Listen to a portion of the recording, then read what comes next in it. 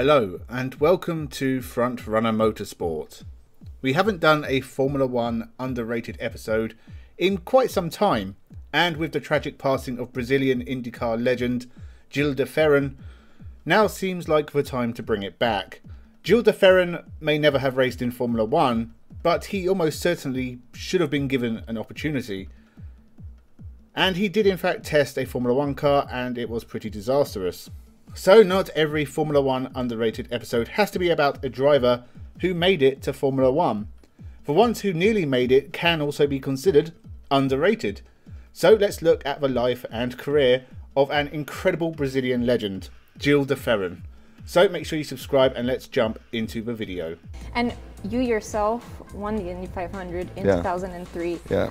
How do you begin? Seems like forever, right? How do you begin to describe what kind of an emotion that is? It's a hard one.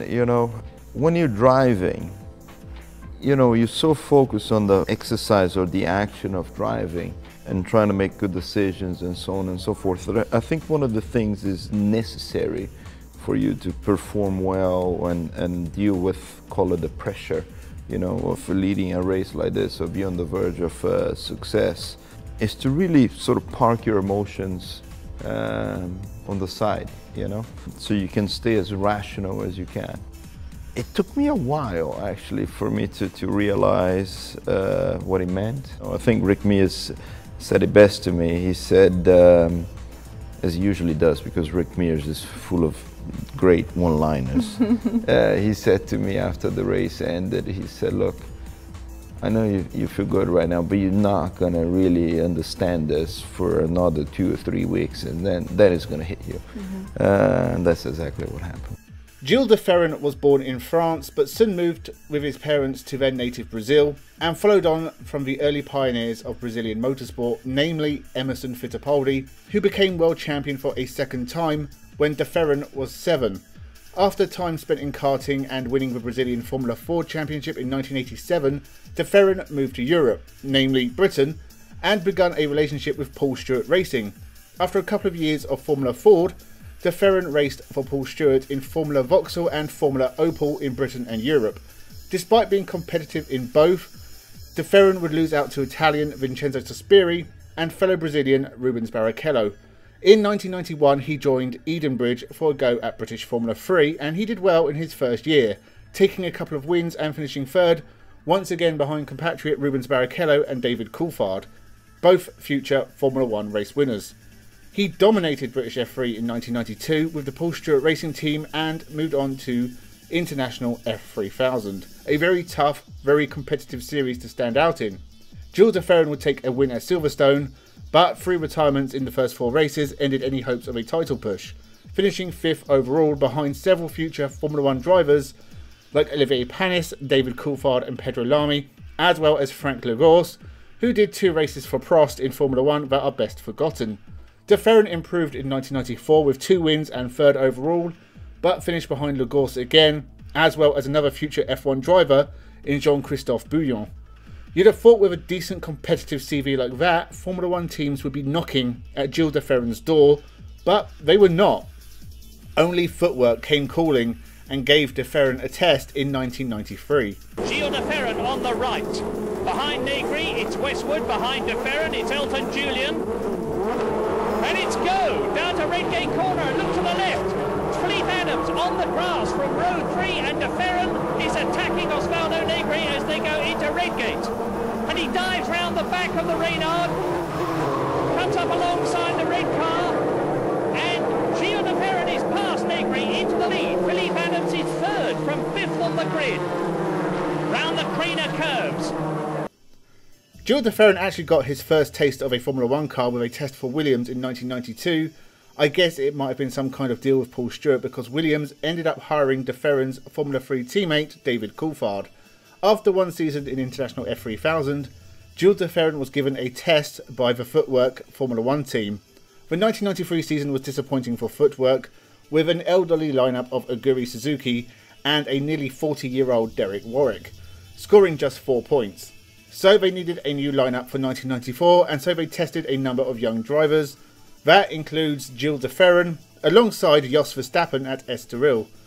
Sadly, this proved to be an absolute disaster for the Brazilian. Not only was he slower than the Dutch father of a future superstar, but he also left the track that day with his head split open after bumping it on a transporter cupboard door. Incidentally, it would be Gianni Morbidelli and Christian Fittipaldi who would take over at Footwork for 1994, so at least they hired the nephew of a Brazilian champion instead of Gil De Ferran. Formula 1 would never come calling again, but a chance to race in America did in the kart series with Jim Hall Racing. But to be honest, I was very, I felt like in a sardine can, really struggling to fit properly in the car. But I guess in my enthusiasm, I thought, it'll be okay. And particularly on the steering, it was hard because those were the days where the steering was underneath the cockpit. So I had my hands hitting the top and hitting my leg. But I'm like, no, I can do this, And so we went out, to do an installation lap. Went by once, went into cops, and there was a bump in cops, and it was wet. Okay, I'm like, yeah, no problem. The car just slid a little bit. I'm like, yeah, no worries, little correction, and I locked. My elbows locked like this. I mean, and the car just went this very silly slow spin, and the engine stalled. I'm like, idiot, and my mind was racing at the time, and I'm like, what am I gonna do? What am I gonna do? What am I gonna do? In 1995, Gil De Ferran signed a 3-year contract to race in the States for the Hall VDS team. He was basically an unknown quantity to many at the time with no top flight racing experience, but he impressed many in his first year, winning at the final race of the year in Las Vegas and taking the prestigious Rookie of the Year badge of honour for 1995. After taking the team's final win in 1996, he moved to Walker Racing for the next few years, and 1997 would prove to be his first real title challenge in America. Despite not winning a race in the whole of 1997, 7 podiums saw Gil De Ferran finish second behind Alex Zanardi, a championship win that got Zanardi promoted to a Williams Formula 1 drive that really did not end well. The next couple of years were mediocre at best, but he did take his first victory for a couple of years at Portland in 1999. In 2000 he moved to Penske and everything changed.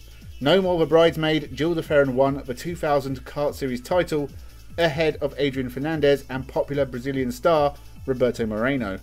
It was also the year he set the fastest lap at an enclosed circuit ever, and a lap that is still to be beaten to this day, over 241 miles an hour at Frontrunner in California. Yet he was still not good enough for a seat at Footwork in 1994. He won the 2001 kart title as well after a fantastic year, battling the Swede Kenny Brack, who sadly had a massive accident at year's end. It was also in 2001 that De Ferran would have his first go at the Indy 500 since 1995, competing in a couple of rounds of the IndyCar series. He had finished second to fellow Brazilian Helio Castroneves, who was winning his first of 4 Indy 500s. In 2002, Gil De Ferran would move across to IndyCar and finish third overall, before finishing second to Scott Dixon in his final year. It was in his final year in 2003 that saw him take the famous Indy 500 win, leading home Castroneves and Tony Kanaan for a Brazil 1-2-3, a real career highlight. He also had the pleasure of winning his final IndyCar race at Texas, leaving the series on a real high. Neves is going to have a chance. It would be now. He tries to get a little clean air. Doesn't work for him. Through turn 3. Castroneves still trying to close. De Ferran looks at the front stretch. He can see the checkered flag now. And Gil De Ferran becomes the 62nd driver to win in the Indianapolis 500. Gil De Ferran. Let's go to Jack Arute. Roger Penske Penske, you stand here with this victorious team for a 13th time, a first time for Gil De Ferran. What are your emotions right now? Well, I'll tell you, watching those guys together, we just had great stops. We had great fuel economy today with the engines, which made a huge difference for us, keeping us where we need to be. But I'll tell you, for Gil, he tried so hard, and we let him down last year. But hey, guys, this is about our team and about our people. It's not about me. It's just a fantastic day for us, and I can't tell you how good I feel. In his post-racing career, Gil De Ferran turned to racing management, working for BAR as a sports director for a couple of years before the team were eaten by Honda and disappeared up their own arse. De Ferran worked with Honda in the American Le Mans series, returning to racing himself for a couple of years and taking a few wins, finishing second overall in 2009. His team, De Ferran Motorsport, would form a partnership with Jay Penske, son of the famous team owner Roger Penske, but it would only last a couple of years in IndyCar, and De Ferran left the team owner's business. He popped up here and there. He joined McLaren as a sporting director for a few years in 2018 and assisted Fernando Alonso in his Indy 500 attempts, rejoining the team in 2023, sadly passing away right at the tail end of 2023. A big loss for the world of motorsport. As now you know, Max Pappas fighting for position for Serbia is not going to make this easy for De Ferran. De Ferran gets caught there. Here comes Kenny Breck. De Ferran comes down the inside. Breck moves to the outside. Breck takes the lead with 2 to go. You're clear. Now let's go. And that's the race right there. The timing had to be perfect. It was. Kenny Breck, the dominant force on ovals this year. Team Rahal looking to repeat, shutting out Gil De Ferran, the series champion, from his first win. But De Ferran now coming back with 1 lap to go. Hold him off.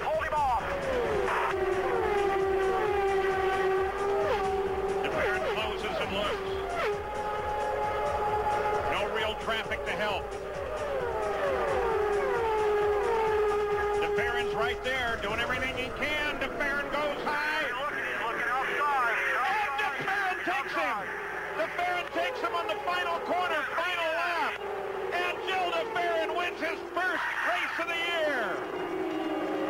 What a brilliant move. He had a tremendous amount of speed on Kenny Breck, drove it down to the inside, right to the grass. Good move. That was spectacular.